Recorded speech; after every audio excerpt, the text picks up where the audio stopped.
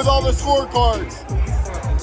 Yeah, I agree with you. I thought Kambosos. One judge actually gave it to Teo. I mean, I can see it, but Teofimo got picked apart majority of the round, but he did come back. He did start picking up.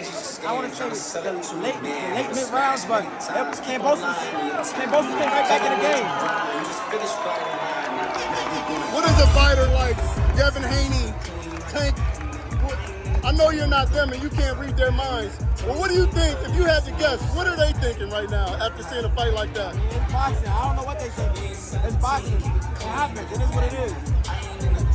Can Teo recover from that? Of course. He's for the undefeated fighter. He's for the undefeated fighter. I was hungry, in shape, had a lot of time to pick up on his style, pick up on his habits. It is what it is. What else you want the FightHype fans to know before I let you go, bro? Tune in December 18th.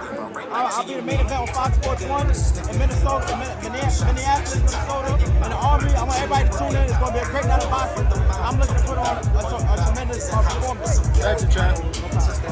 When you go for it against a guy that's a really good fucking fighter, like a top professional fighter, you have a good chance of getting knocked on your ass yourself. So that didn't shock me. By the way, I don't think he was badly hurt with the first knockdown. I think what he was more hurt by was realizing this little motherfucker's coming out there and winning round after round, outlanding him. He knew by the middle of that fight he had to turn something around. And by the way, he gave it a little bit more early in the second half of the fight. He pulled some rounds out and he closed the gap.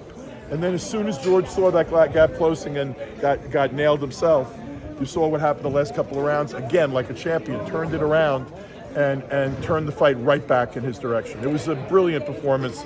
I mean, you know, you talk about people, the world thought the kid was crazy. Like, admit it, come on, man. The kid was talking all this smack the last few weeks. Everyone thought he was nuts, right? But the kid was envisioning what he was going to do. And he did everything he said he was going to do.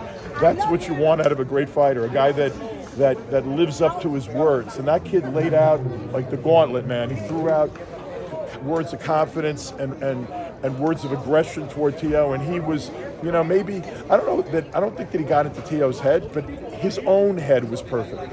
Kambosos' own head was perfect for this fight. He walked into that fight saying, I'm gonna win, this is my night, and he did it. In the 10th round, you know, that was a big knockdown in round 10. Last one.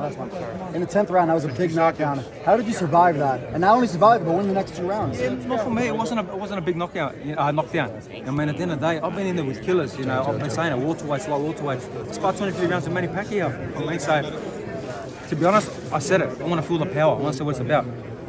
Yeah, he caught me with a good shot, all right.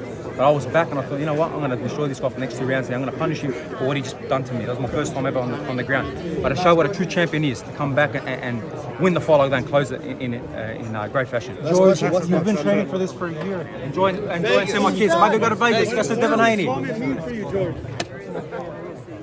He'll be back.